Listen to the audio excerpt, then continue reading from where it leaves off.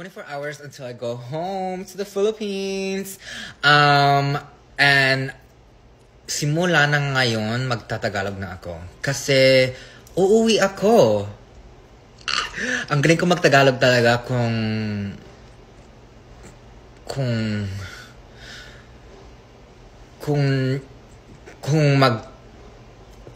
itry ko talaga. Oh my gosh. Bakit ang hirap kong sinabi yon?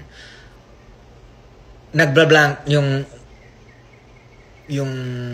nagbablank yung utak ko.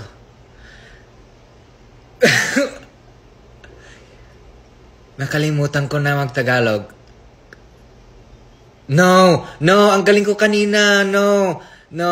Bakit nagbablank yung... Oh my God, I was doing so good. Alam ko talaga magtagalog, you guys. Pero kung you put me on the spot, I don't know the Tagalog word for that, but if you put me on the spot, magbablanko talaga yung isip ko kasi parang insecure ako kung nagtatagalog ako kasi hindi diretso. Especially because my friend fucking Bella Porch, bitch.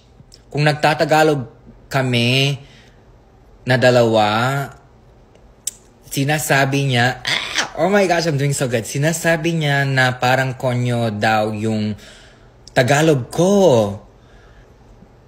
And I don't like that shit. Because hindi ako konyo talaga. Like, hindi talaga ako nagtatagalog all the time. Nung last time akong nagdadiretso na Tagalog, nung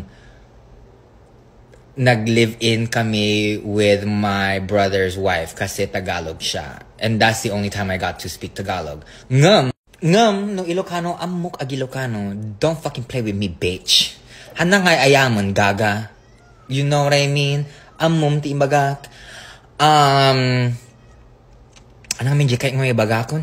Mas nalalainak pa nga ag Ilocano ngam dagita dimakal dita Pinas. Like, idi nagawid na nakadaduti na shock nga amok pala ag Ilocano. Like, Breman, amok pala ag Ilocano?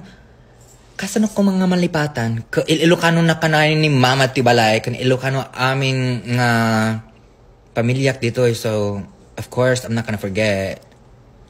Of course, ang kong nga malipatan. Like, I'm gonna do an updated Tagalog video when I get 1 week back home. Because, bitch, I'm telling you right now, after 1 week, I'm gonna get all my Tagalog knowledge back. I'm gonna get all my Tagalog tongue back, bitch. And, masyasyak kayo lahat. Sasabihin mo na sinong nag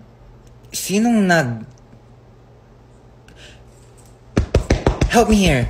Teach. What is teach in Ilocano? Sinong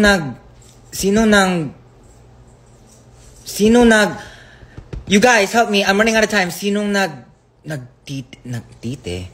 Sinong nagtuto sa'yo ng Tagalog? You guys are gonna say that. Sinong nagtuto sa'yo? Yeah. Give me 1 fucking week, bitch.